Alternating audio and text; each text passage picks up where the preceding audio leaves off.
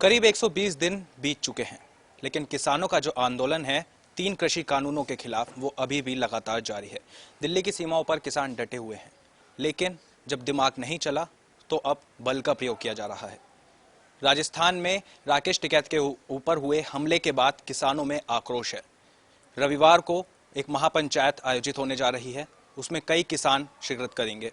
लेकिन उससे पहले हमारे साथ में किसान नेता रोहित जाकर हैं, राष्ट्रीय किसान यूनियन के प्रदेश अध्यक्ष हैं। इनसे जानते हैं।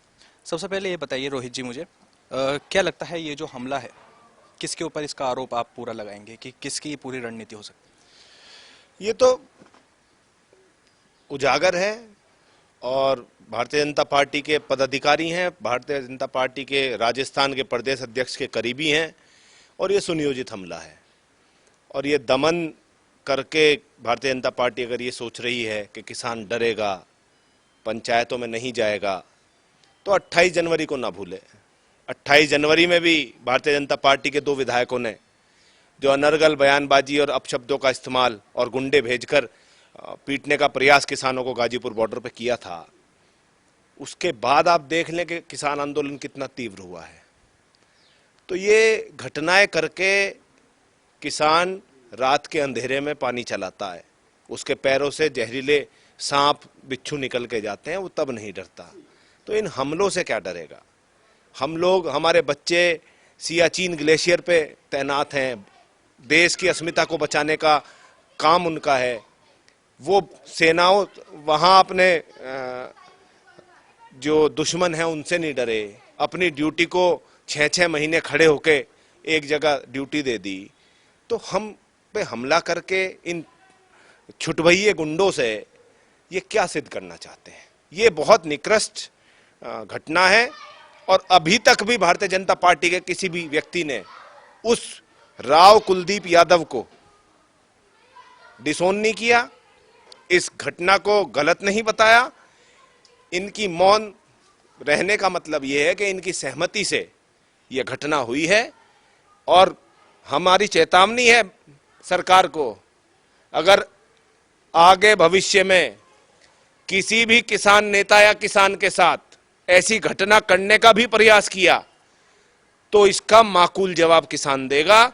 भारतीय जनता पार्टी के नेता भी सड़क पे चलते हैं, ऐसा ना हो सड़क पे चलना भूल जाएं। एक सवाल मैं यहाँ पे जानना चाहूँगा, जैसे कि करीब 120 दिन से ज़्यादा हो चुके हैं किसानों को वहाँ पे आंदोलन करते करते, अभी तक कोई बीजेपी का बड़ा नेता सामने नहीं आया है।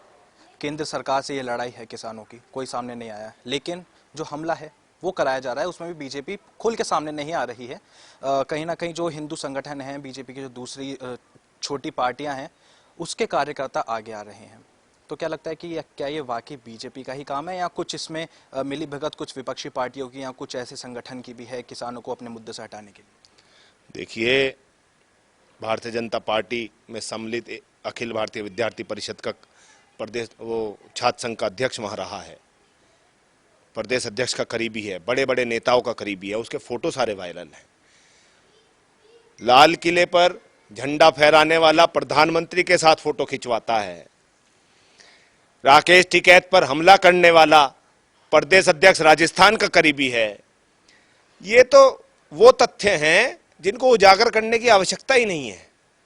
ये 100% स्पष्ट है कि हमला भारतीय जनता पार्टी द्वारा प्रायोजित है और भारतीय जनता पार्टी को जब किसान इस इतने बड़े मताधिकार के साथ इतने बड़े ओहदे पर बैठा सकती है, ये किसान के मत के कारण है। इस अहंकार में मदमस्त ना है भारतीय जनता पार्टी।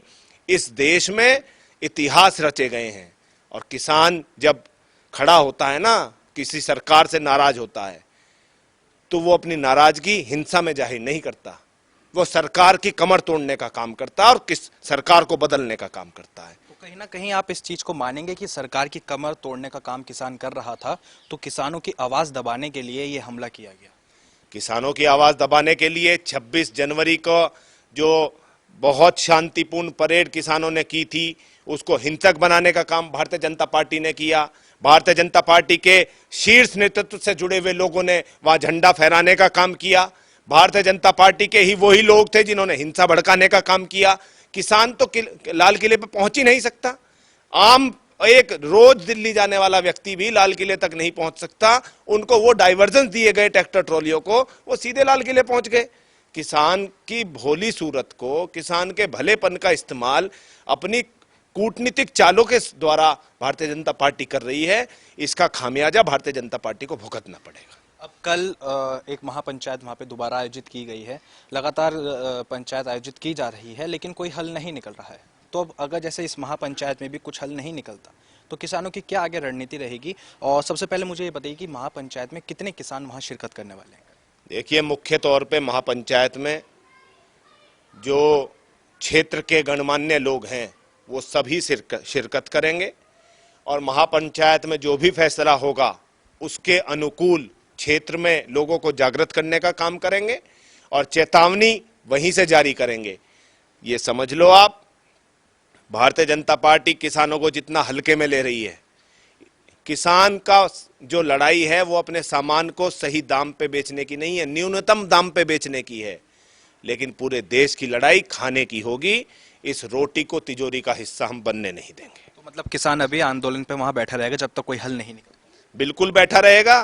भारतीय जनता पार्टी के लोगों ने जो अडानी अंबानी और जो उद्योगपतियों से, जो मठाधीशों से, जो पैसे वाले लोगों से, भामाशाहों से जो बयाना ले लिया है, उस बयाना लेने के कारण वो पीछे नहीं हट पा रहे। उनकी भी मजबूरी है कि वो बयाना लेके चुनाव में लगा रहे हैं। अब आप देख ही रहे होंगे किस स्तर पे बंगाल, आसाम और 5 राज्यों में पैसा बहाया जा रहा है। ये पैसा है किसका, दे कौन रहा है, ये सोचने का विषय है। और किसान की ये हालत करके सोच रहे हैं कि 5 राज्यों में परिणाम इनके अनुकूल आ जाएंगे। ये ईवीएम भारतीय जनता पार्टी के जो कैंडिडेट हैं उनकी गाड़ियों में मिलती है।